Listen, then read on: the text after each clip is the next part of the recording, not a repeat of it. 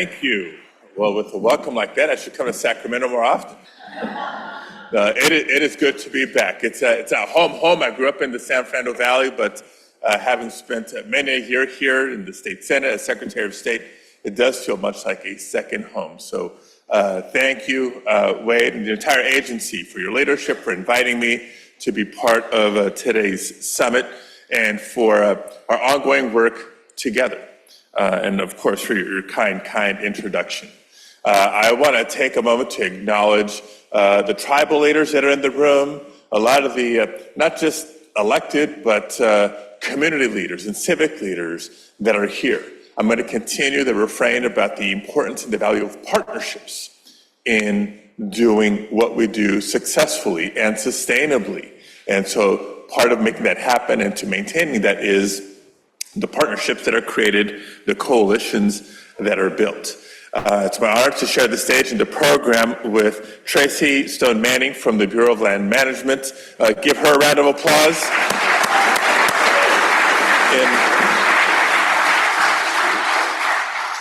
You're going to be recognized, you're getting a chance to speak, but in front of everybody, I want to acknowledge the critical role that you play in advancing all these ideas, all these proposals, and all these successes. So thank you.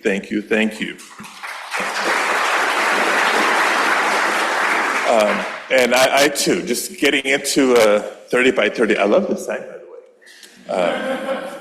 You know, Shohei Ohtani thinks 50-50 was a big deal. 30-30 is the real big deal. It's only right that as we talk about what's left, right, what's the next big opportunity, what remains to be done, that we do take a moment to step back and acknowledge and celebrate the successes and learn from them, see how we can do it bigger and better next time, but to celebrate the progress that has been made. You know, in his introduction, Wade mentioned the committees that I sit on, including energy and natural resources, environment and public works. And there's a whole lot of areas where in Washington, working with colleagues, negotiating with colleagues from across the country, both sides of the aisle, I say, yes, guilty. I represent California, where we pride ourselves in leading the nation, policy leadership, especially in so many areas, whether it's respect for the immigrant community and contributions to the economy and the success of our communities, whether it's leading in terms of access to healthcare, investments in higher education. There's so much, but chief among them is our leadership on climate issues. And chief among them is the audacity to preserve 30 and 30. It seems like a long time ago because of this pandemic that we've been through, but it was not that long ago when Governor Newsom signed the executive order in the fall of 2020, calling for 30 and 30, preserving our lands and waters for not just the next generation, but for future generations. And we did it because we knew of the importance and the urgency of tackling climate and its impacts. We knew it was important because we believe in science. That's increasingly critical and challenging at the federal level. And it wasn't just bold and audacious, but so well thought out that it inspired the Biden-Harris administration soon thereafter in January 2021 to call on the nation to achieve a 30 and 30 objective as well. So as the adage goes, so goes California, so goes the nation. Here's yet another prime and important example. And in fact, it's not just setting the objectives. It is creating the roadmaps and proving the achievability of some ambitious goals that other states look to us and try to follow our lead. Obviously, the nation is setting its goals based on California's example, and other countries and international partnerships do the same. So it's not just vision, it's not just policy, it is incentive and inspiration that is so needed globally. But one of the things I'm especially excited for is that, 30 and 30 aren't just numbers. We'll talk about the importance of setting the goals and setting the metrics, but the thoughtfulness in which we have called for achieving these numbers, really fundamentally changing how we think about conservation, because conservation can mean different things to different people, whether it's designated a rugged, still intact landscape as wilderness to help preserve the biodiversity before it's lost, or protecting lands that are sacred to California's tribes, and not just that, but giving them a say and a role in how those lands are managed into the future. To reactivating historic floodplains, for example, to restore natural landscapes and boost biodiversity, or even giving greater access, right? Access to the outdoors is a key and co-equal goal and objective in all of this. The way 30 and 30 has been structured leaves room for all these goals that work together, not against each other. And so, as we outline some of the specific examples, you've heard of the successes already. Under the Biden-Harris administration, 120,000 acres of federally protected lands in just the recent announcement of the San Gabriel Mountains National Monument expansion.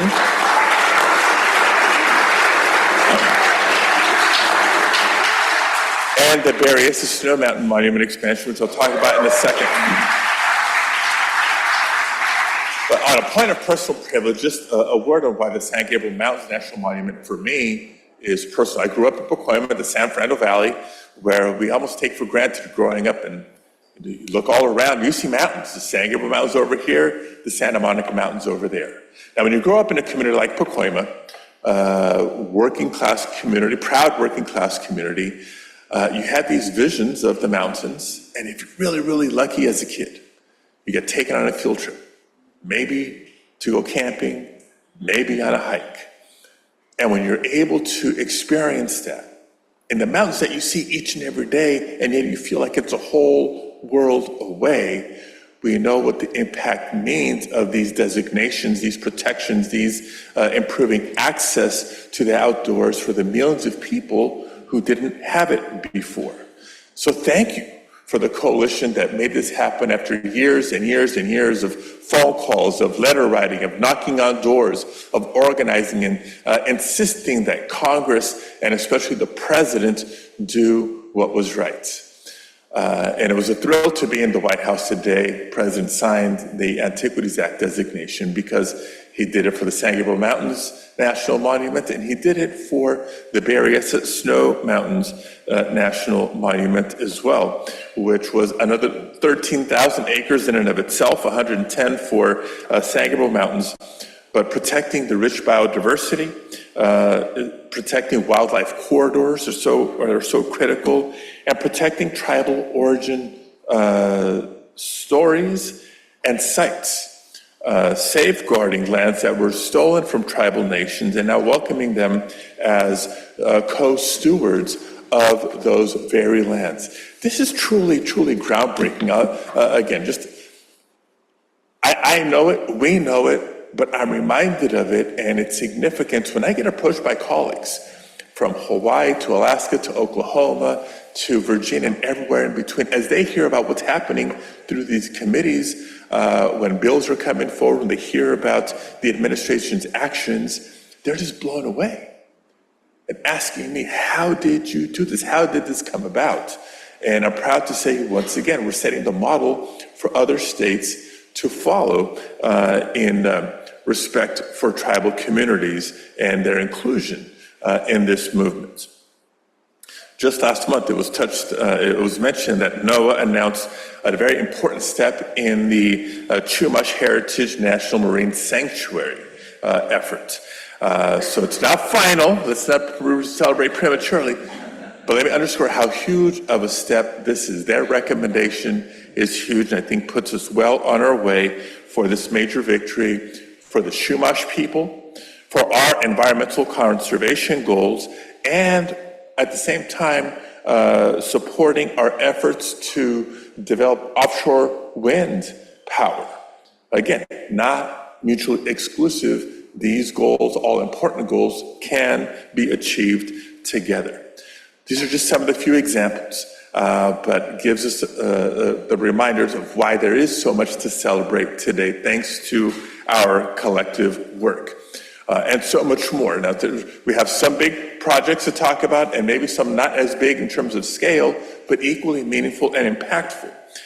It all adds up. Every land acquisition, every monument designation. We stand here today with only 6 million acres shy of the magic number of 30 when it comes to lands, 500,000 acres shy when it comes to coastal waters, our target. And so what are the near-term opportunities to take significant steps towards those goals by 2030? Let's talk about a couple. Chuckwalla. Anybody heard of Chuckwalla? And Sutitla in Northern California. Together, they represent another 800,000 acres of public lands that we can and will protect in the state of California. And we know that it's not just because of the quantity, again, the metrics, but the quality, the thoughtful biodiversity assessments that have been done. In Chuckwalla alone, if we're able to establish this Chuckwalla National Monument in eastern Imperial and Riverside counties, it's another 600,000 acres of California's deserts, which is important for key wildlife corridors and other sacred tribal sites in that part of the state. So Sutitla National Monument in Northern California would protect not just geologically unique public lands, but a spiritual center for the Pitt River and Modoc nations. And we're not going to stop there. Secretary Crowfoot mentioned the Public Lands Act. That was one of the first bills I introduced.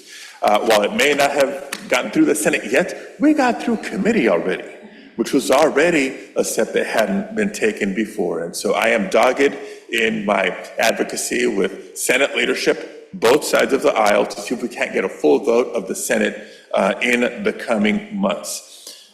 And I should also mention that it's not just national monuments. They are important, and there are big celebrations when they happen, but there's other ways that we're continuing to move the needle. Sometimes it's a strategic water conservation project, or smaller land acquisitions, or can it be the return of ancestral lands to Native American tribes?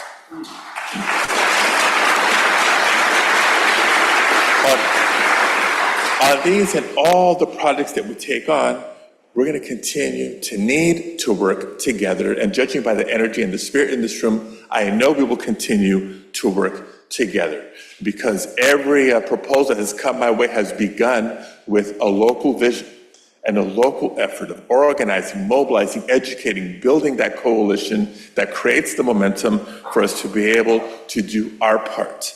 And the last thing I'll mention, because I know I've gone over my time already, is for all the celebrations on the designations that we get, the work doesn't end there, because to preserve it more sustainably, we need to continue to advocate for the resources that every federal agency, every state agency, every local organization, and tribal governments need to continue to protect and maintain these important lands far into the future. So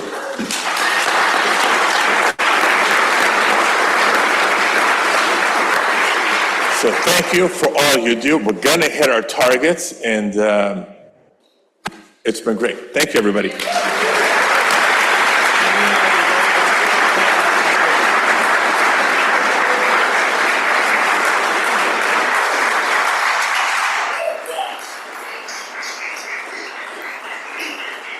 Amazing. And now Secretary Crowfoot's Oprah moment. Yeah, exactly. We just wanted to spend a little time. First of all, you see the recognition and the love, and it's really borne by the acknowledgement of how hard you've driven all this. So I want to talk a little bit about that. First question I have relates to that incredible photo we saw on the screen with President Biden and Vice President Harris and yourself and Director Stone Manning. I am so thankful that you've driven so hard to protect our federal lands. About half of California is owned and managed by the federal government, 50 million acres. But I didn't know that about you, when we were working in the state, because you were driving on energy and climate policy. So what's your why on driving forward and being so dogged on these national monuments and better protecting public lands? It's a combination of reasons, but I think the biggest reason is genetics. Genetics. My mother was from the state of Chihuahua, and if you know anything about Chihuahua, then you're familiar with the Tarahumara Indians, right? And their culture, this Sierra Tarahumara, right? We have the Sierra Nevada here in California, Sierra Tarahumara in the state of Chihuahua. My father is from Puerto Vallarta. More people are familiar with Puerto Vallarta, beautiful coastline. So love of ocean is very genetic. And so growing up, there's a story that I tell pretty regularly, not just to school groups, by the way. A lot of adults, I appreciate sharing this too. I remember vividly growing up in Pacoima, it was rare for us to get out to go to the beach. I'm not that far from Santa Monica, Malibu, et cetera, but as a kid growing up, the way we grew up, it seemed like a world away. But one of my uncles, because my dad was always working, would take all the cousins to the beach once a year. And I remember the first time we went out to the beach and day at the beach, you got to bring snacks, got to bring sandwiches, got to bring fruit, got to bring a lot of water. At the end of the day, we're sort of packing up our towels and getting ready to leave. And my uncle says, all right, make sure you pick everything up. And we thought we were done cleaning up. And he said, I see a bottle over there, I see a can over here, I see a wrapper over there. And we said, well, Uncle, that's not mine, right? As kids can do. And he said, no, it doesn't matter. We leave this place better than we found it. Such a simple concept. Such a simple concept, but isn't that our charge, right? As policy leaders, to leave this place better than we found it. It's incredible that just sort of knowing the story behind the story. And I see your tenacity, your staff's tenacity. Senator Padilla has an incredible staff. And if you work on Capitol, if you know this, because you started your career as a staffer, but the effectiveness of an elected official really is heavily weighted by the effectiveness of their staff. So big thanks there. But we talk a lot about what you're doing with these bills, with the Public Lands Act, with the national monuments in Washington, D.C. How can the people in this room support your efforts? How do we actually put a turbocharge behind your leadership? Well, one last piece to the prior question. It doesn't hurt, by the way, to have visited every corner of the state of California. When I was first running for Secretary of State, I made this pledge to visit all 58 counties, and I'm so glad that I did. Not just a pledge, fulfilled that pledge. Because whether it's being able to deal with Tijuana River issues down to the southern border with Mexico, of course, Yosemite and the Sequoias, Point Reyes, but up into Modoc and Lassen, and every corner of the state is beautiful, uniquely, and deserves to be protected. And having seen and experienced a lot of these places firsthand allows me to speak with just a little bit more authority when we go to fight for these protections. Now, what can you all do? Just honestly, keep doing what you're doing. Don't let up. And we're actually in a moment right now, short term, where there is a sense of urgency. The Sotitla proposal, the Chuckwalla potential. In 33 days, there's a critical election for the country. That's true. I'm not gonna make this, overtly partisan and political, but obviously if you believe in science, believe climate change is real, and know what we need to do to act, a lot is on the line this November. And my selfish interest, I want to be working for the next 2 years and 4 years with colleagues that agree with this as a priority and not having to fight to protect fundamental science and preservation of data that is so critical in these efforts. So keep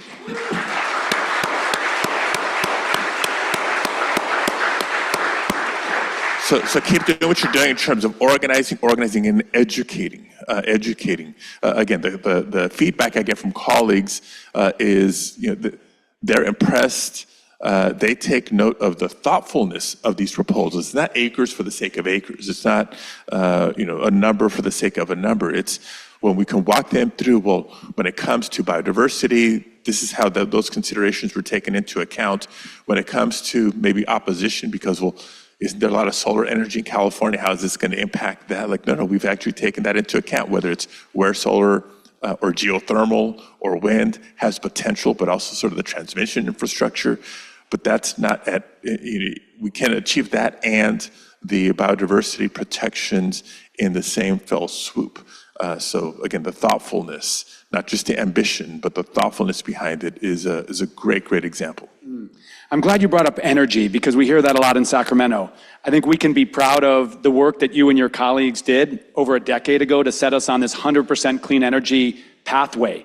And you probably know if you follow state policy, by 2045, we're going to be 100% clean energy. We're almost 2/3 clean energy now. And that requires a lot more solar energy, a lot more wind energy, battery storage.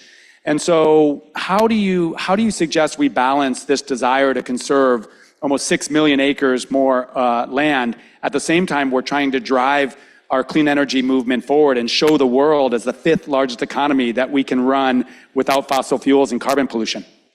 So this is where it's really helpful to have an engineer as your senator.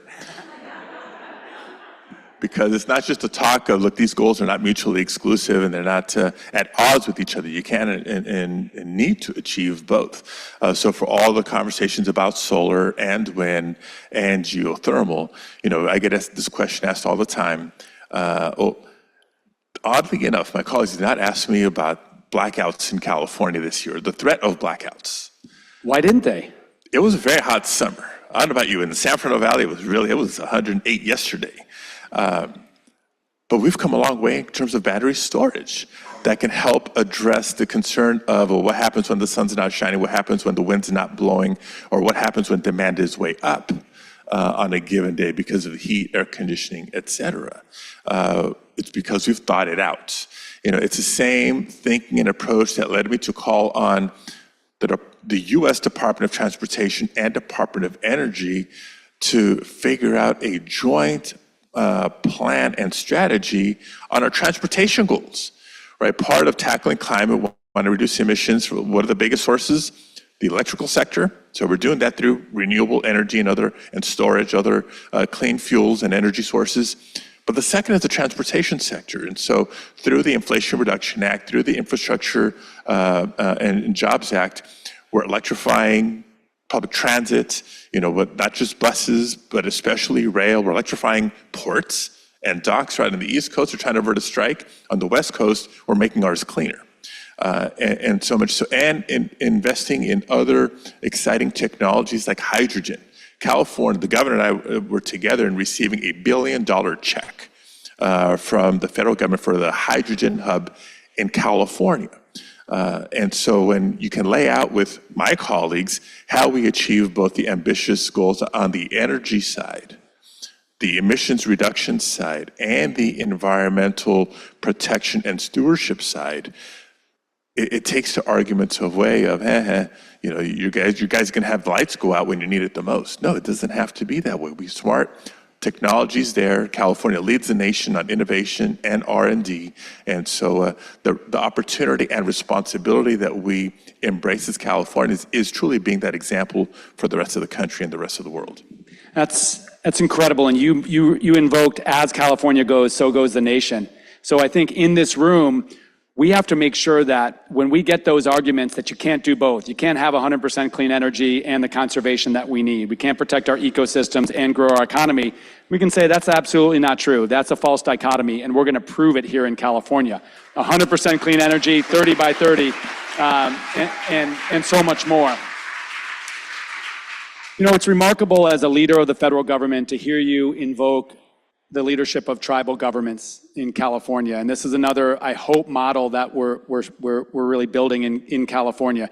As you know, we have 109 federally recognized tribes in California, the most of any state in the nation, and far more tribal communities that didn't get that recognition. And when you look at some of our big victories that we've been celebrating, the result of tribal leadership. Yochadehi Wintu Nation drove the Moloch Layak expansion of Berryessa Snow, Frodadeño Tatavium, and allies from the Tongva communities, Gabrieleño communities drove San Gabriel's. We've got Pit River Tribe driving up in Satitla, Torres Martinez and Chuckwalla, with even the Fort Yuma Quechan tribe on the Quechan proposal. So the fact that you're giving this voice, and I've watched you partner with these tribes in ways I haven't seen before within the U.S. Senate, I want to ask both why and how Why have you made this such a priority? And then what's your roadmap for these types of partnerships moving forward? Well, again, a combination of things. I mentioned earlier why appreciation for natural resources is genetic. Look at the story of indigenous peoples, not just in the United States, but throughout Mexico, Latin America, and beyond. It is genetic. Number one. Number two, I came of age politically in the Proposition 187 era, 1994.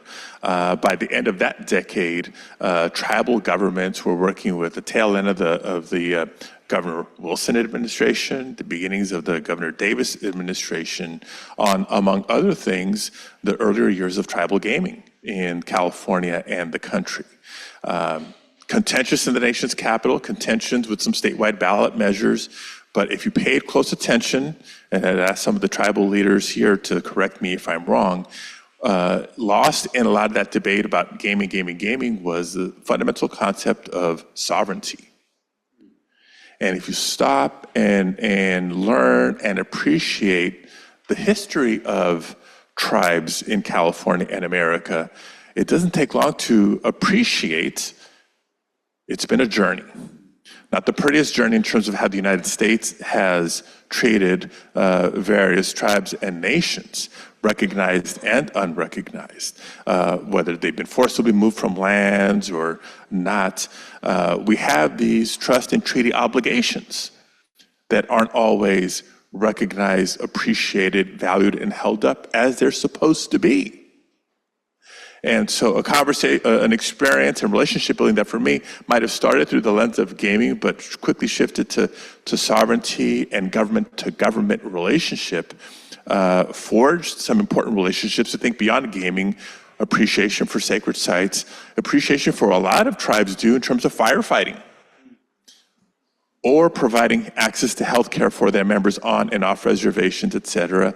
And then whether it's the Yurok tribe and the relationship with salmon populations, traditions, customs, stewardship, firefighting.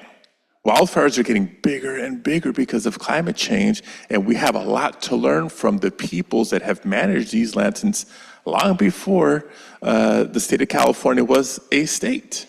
And so, isn't it just common sense? Isn't it just common sense that we learn from those who have so much to offer in the pursuit of our collective goals? It's amazing, and as I always talk about, we're on a journey, and we're making progress, but we always have more work to do. And this week is a great example, learning from our tribal partners in real time. So maybe my last... Sorry to interrupt, but and formalizing what tribal consultation really means. Because different people have different understanding of what it is. And folks like us can make sure that the processes are true to their intentions. Yeah, early, often, and meaningful. That's the name of the game from our perspective, really working to institutionalize that across our agency. So consultations between governments isn't a check-the-box exercise, but it's actually shaping decisions. Last question for you. So you feel the energy in the room, and we're going to talk a lot today. We're going to leave here, and then everyone's going to head back to their corners of the state and do what they do, whether they're a conservation group or a local or tribal government or a private sector partner, hunting and fishing association. What words of wisdom or insight or words of encouragement that would you have for this group here today? It's hard to beat the energy that we've already had thus far in the program. We're celebrating the progress. That's important to recognize the progress that we've made, because on that we build the momentum for the work that remains to be done. You know why you're doing it. I don't need to convince you. You're all here for a reason. So maybe what I'll do is quote the President of the United States. He tells President Joe Biden, I'm a fan, tells the story of how his grandmother would tell him when he would say, keep the faith. She would not chastise him, but say, no, don't keep the faith, spread it. And so I guess to paraphrase from that, we have these 30-30 objectives and beyond. Don't just keep the commitment, don't just keep the vision, but spread it. You're not just organizers and mobilizers, you're ambassadors, you're educators. Let's keep growing this movement. We know why it's important. We know we can do it. We know we need to do it. And by keeping the momentum, by keeping working together and growing our coalition, we're going to get to 2030 and hit our goals, and then look at Secretary Crowfoot and say, what's next? Let's go applaud that.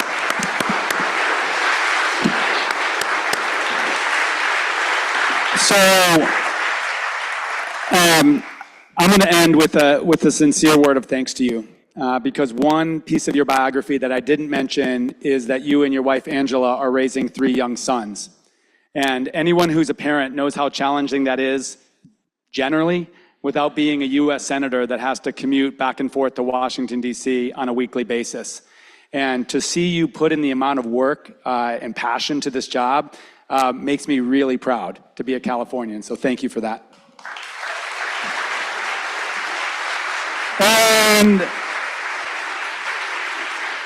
And lastly, if we could bring up the next slide, it's an important moment because this is our first ever acknowledgement and creation and award of our 30 by 30 champion.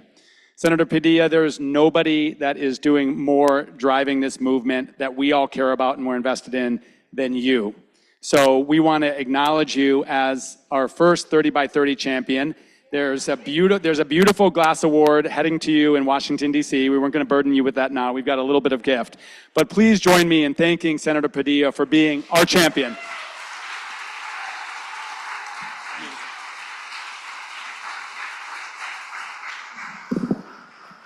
Well,